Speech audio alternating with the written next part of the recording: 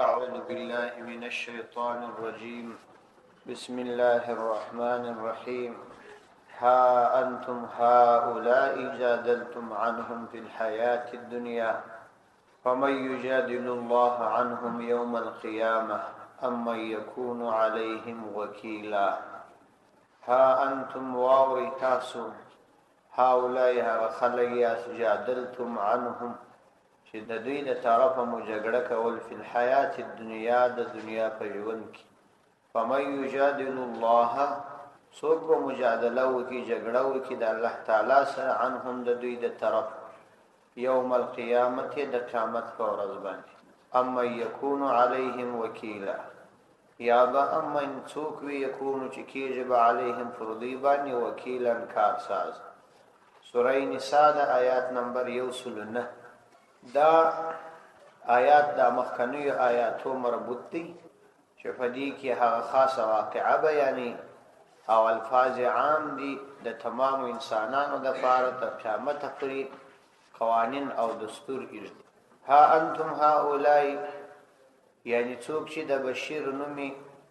او یا د نور حمایت کوونکي راجمع سوی او یې دا خبره واوري. ها انتم هؤلاء جادلتم عنهم في الحياة الدنيا. ها حرف تنبیه دی.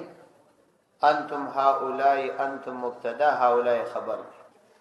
انتم تاسو هؤلاء هغه خلک جادلتم چې تاسو مجادله بحث او مباحثه کول عنهم د دوی څخه یعنی د دوی د طرفه په الحیات الدنیا د دنیا په ژوند کې. نو دا قبیله بنو ابرق دا خود دې کسر د دې غله سره ملګری و او د پیغمبر علیه الصلاۃ والسلام په مخیه د صفای پیښو. نو الله فرمایي فمن یجادل الله یوم القیامه. نو دا راته وایا چې څوک مو مجادله او بحث مباحثه وکړي د الله عزوجل سره عنهم د دې په ارتباط باندې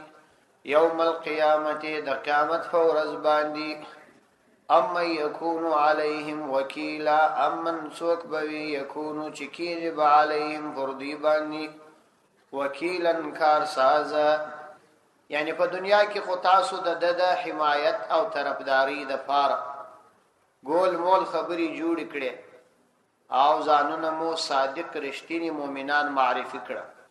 قیامت په ورځ چې تاسو د الله تعالی په گرفت کې راسي بیا به د خدای عزوجل د عذاب څنګه ځان خلاصوي او هلته بیا څوک د الله تعالی سره مجادله او بحث او مباحثه کوي. مجادله وای بے ځای بحث او مباحثه ځکه مجادله وای اختصوي د دجل سره. دجل وای شدید ګډواله. دا دجال ته هم دجال وای ځکه وای چې شدید مباحثه او مناظره کوي او ټول مباحثه او مناظره باطله. دیتا مجادل او دغه بحث ته مجادله وای. نو دا کسان به د قیامت په ورځ څنګه د الله تعالی څخه ځان خلاص کی. په دې مبارک آیات کې زموږ لپاره یو ډیر عظیم تعلیم دی چې د باطل طرفداري مکوئ او د باطل حمایت مکوئ. په یو څوک په باطل وي دا که هر څوک وي، دا کستا قوم وي او دا کستا ورور وي، کدی قریب وي، کدی د وطن وي، د علاقې وي، چې پر نه حق او باطلو طرفداري مکه. ځکه کته په دنیا کې د طرفداري وکي او دنیا کې د خلکو د مشکلاتو څخه ظاهرا خلاص کی، نو خپل ځان او دای په بیا د قیامت په ورځ د الله تعالی د عذاب څنګه خلاص الته خطا ته دا په در نه. ځینې خلک په ډیر لوی غلطیو کې لویدلی، کله د کافرانو د ملګرو تایید کوي په دې چې هغه پښتون وي. کله کافرانو یو څوک ملګری وو پښتونو، نو د عقیده د پښتون خونونه کافر کیږي. ځکه د پښتون معنا دا ده چې د همیشه د پاره به مسلمان، ولو کده هغه څخه په زرها او واره د خدای د دین خلاف کارونه صادر شي وای دا پښتون دی. نو کوپر دی دا چې هر چا اختیار کوي هغه په کافر کیږي. دا کې پښتون اختیار کوي، کې فارسی زبان اختیار کوي، کې ازبک اختیار کوي، او اسلام دی هر چا چې اختیار کوي هغه په مسلمان کیږي. دا چې هر څوک اختیار کوي. نو دا ضروری ده چې انسان به اسلام ته ګوري او د خدای جل جلاله د دین احکام ته ګوري. دې ته به نه ګوري چې دا زما ورور دی، دا زما د قوم دی، دا زما د علاقې دی. نو که د کفر په صد کې ولاړو د کافرانو ملګری او زه به ملګری یم ځکه چې دا زما قریب. ځینې خلک په دې وجه باندې خپل ایمانونه له لاسه ورکړي. صوفیان دینداره کسان وي خو د بېدینه کسانو طرفداري کوي. د هغوی د غلطیو دپاره دوی مدافع وکیلان جوړ شوي چې د هغو خبرې ورسمې کړي. هغه به د خدای د دین خلاف خبره کړي، دی به کوشش کوي چې ورسموي. نو د چا مدافع وکیل جوړېدل نه دي پکار. ځکه دا طالبانو ته وایم هم تاسو پر دغه جیب باندې د دې خیاطانو هغه اعلان زړولی هم هسې د خلکو دپاره معلنان ګرځېدلي یاست اعلان کوي. حالانکه دا خو منع نه دی، دا خو ناروام نه دی. لیکن ولی سړی هسې بس د یو چا دپاره معلن ګرځېدلی ته په ځان خبر نه د نورو دپاره اعلان کوي. خو دا پکار نه دی. او بل دا چې انسان باید د ځان سره فکر ولري، سوچ ولري چې زما کړه وړه، زما اقوال افعال د الله عز وجل زما څخه ثبتوي او زما څخه د ټول افعال او خبرو په ارتباط د قیامت په ورځ سوال کوي. لکه ما د باطل طرفداري وکړه نو الله تعالی مې نه پرېږدي، رانیسي مې او بیا مې دغه باطل ته حواله کوي، هغه به خپله د خدای په عذاب مبتلا وي. نو ما ته به څنګه نجات راکړي؟ نو الله فرمایي امن یکون علیهم وکیلا، اما یکونو څوک بکیږي علیهم پر دوی باندې وکیلن کارسازه، یعنی څوک به بیا د قیامت پر ورځ د کارسازي چې کله دا سړی نه په خوله الله عز وجل ته جواب ورکوای شي او نه عملا څوک د په مقدمه کې د سره کوشش کوي. ومن يعمل سوءا او يظلم نفسه ثم يستغفر الله يجد الله غفورا رحيما. ومن يعمل سوءا او سوک چې وکړي سوءا بدی او یظلم نفسه یا ظلم وکي په خپل ځان باندې ثم يستغفر الله بیا د الله عز وجل نه مغفرت وغواړي یجد الله نو پیدا بکړي الله عز وجل غفور الرحیم پورا بخشونکی او پورا مهربان. په دې آیات کې الله عز وجل ګناهګار انسانانو ته امید ورکړي او خپل رحمت ته متوجه کی او د خپل عظیم رحمت او د خپل عظیم فضل یادونه ورته کی چې کوم خلک چې په دومره لوی جرم مبتلا شوي دي چې خیانت یې کړی دي او بیا یې درواغ ویلي دي او یا یې نور ګناهونه کړي یا یې د کفارو حمایت او دوستی کړي ده، نو که هغوی اوس هم توبه وکړي د شرعي قواعدو مطابق شرعي قواعد پکښې معتبر شي نو هغوی ته ضرور معافی کیږي. معافی ورته کیږي، دا کوم ګران کار نه دی، معافی ضرور ورته کیږي ځکه د الله تعالی دا قانون دی. شرعي قواعد دا مطلب چې د شرعي قواعد مطابق دا مطلب دی چې باید په دې کې هغه اصول مراعات شي چې په شریعت کې معتبر. د مثال په توګه فلحال هغه ګناه پرېږدي، دا آینده د پاره عزم وکړي چې بیا به نه کوو او پر تیره باندې پښیماني اختیار کړي او که د کوم چا حق ور باندې واغه حق ادا کړي، دا د قواعد شرعیه مطابق توبه ده. نو الله فرمایي که دا خائنان وس هم د قواعد شرعیه مطابق توبه وکړي نو معافي ضرور ورته کیږي ځکه دا زموږ قانون دی چې ومن يعمل سوءا څوک چې وکړي سوءا بدی یعنی متعدی بدی بل هم د بدی متاثر شي او یظلم نفسه یا ظلم وکي په خپل ځان باندې لازمی بدی چې بل څوک ورسره متاثر نشي ثم يستغفر الله بیا د الله عز وجل نه مغفرت غواړي توبه وکړي د شرعي قاعده مطابق یجد الله غفورا رحیما نو پیدا بکړي الله عز وجل غفورا پورا بخشونکی رحیما پورا مهربان. الله عز وجل به پورا بخشونکی او پورا مهربان پیدا او دغه ګناهګار کسانو ته توبه ضروری ده چې وکړي.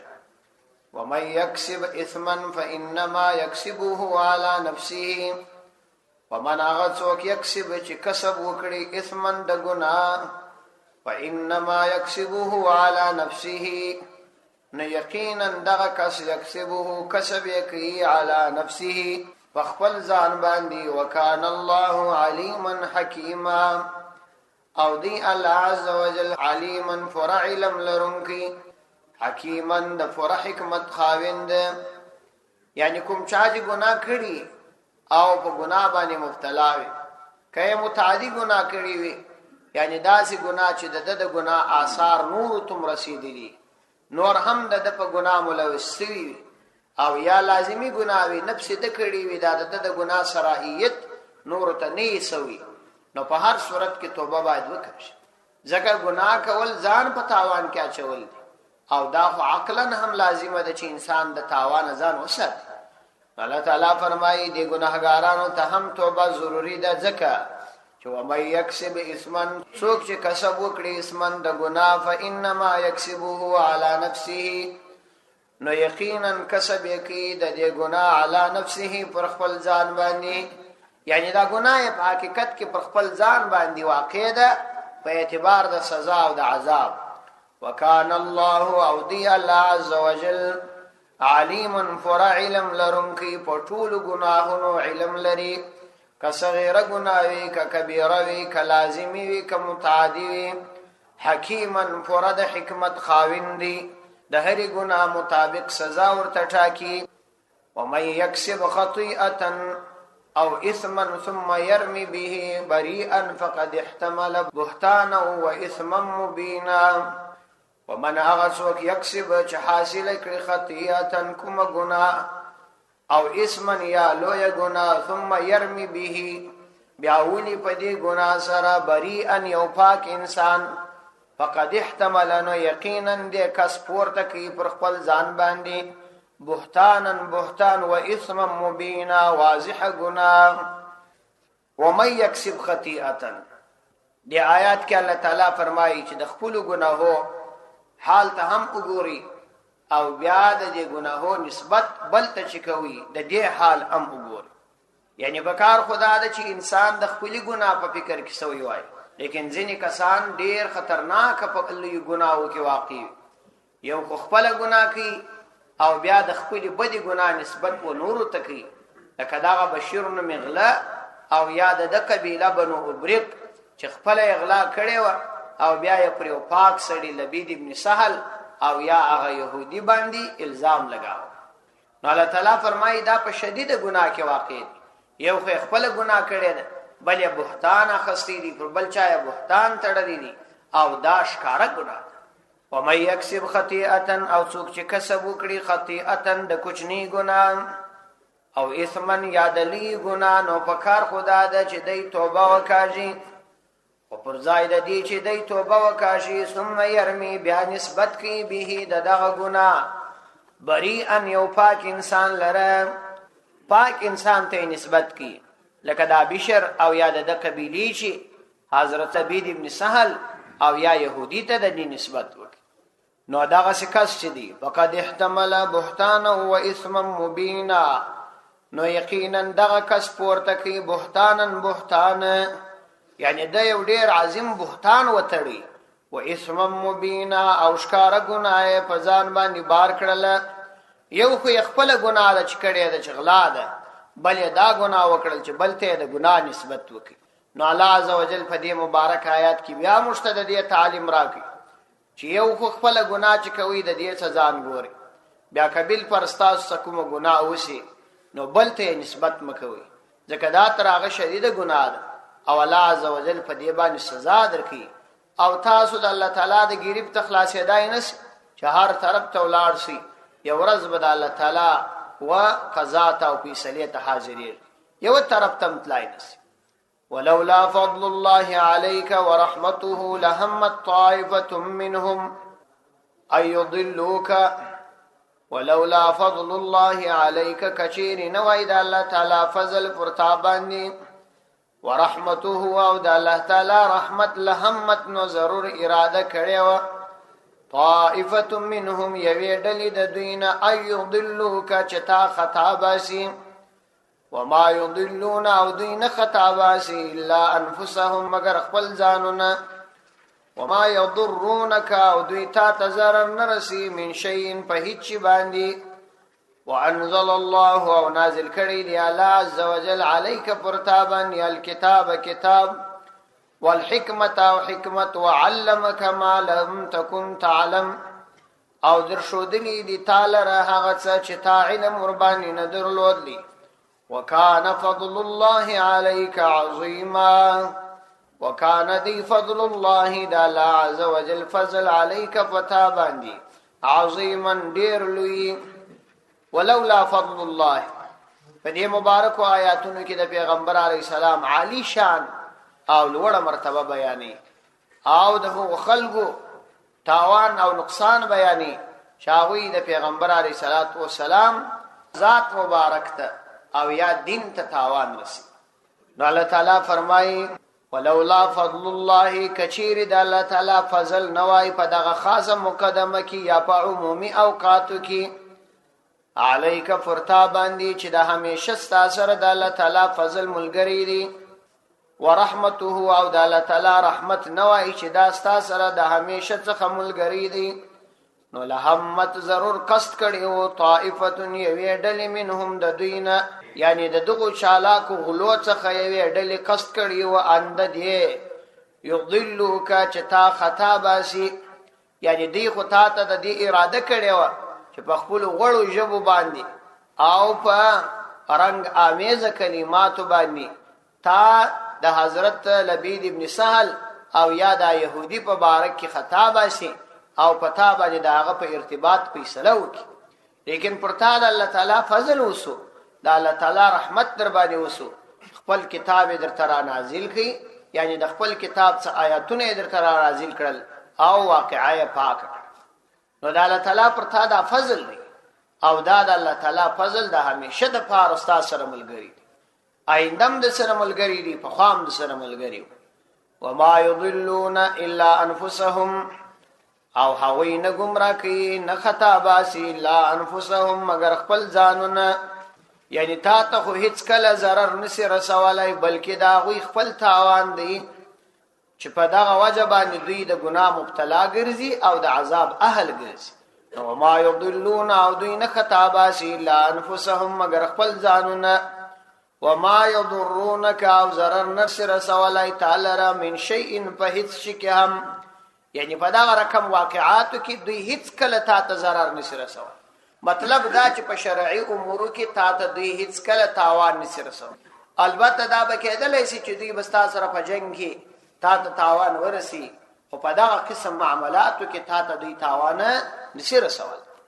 وانزل الله عليك الكتاب والحكمه وعلمك ما لم تكن تعلم څنګه بدوی تا ته تاوان ورسوي حالانکه چې انزل الله را نازل کړي دی الله عز وجل عليك فرتابني الكتاب کتاب نو تاوان به څنګه در ورسي چې پرتا الله عز وجل خپل کتاب نازل کړي چې په یو حصہ کې د مذکوري واقعي اطلاع هم درکړه والحکمت او حکمت در باندې را نازل کړي دی حکمت احادیث شي یعنی امه پرتابانی وحی مطلوع هغه وحی چې تلاوت کړل کیږي را نازل کړي او همه تا ته احادیث درکړي دي چې هر خبره دي د الله تعالی خبره ده یوه په مانځ کې تلاوت کې دای سي چې قران دی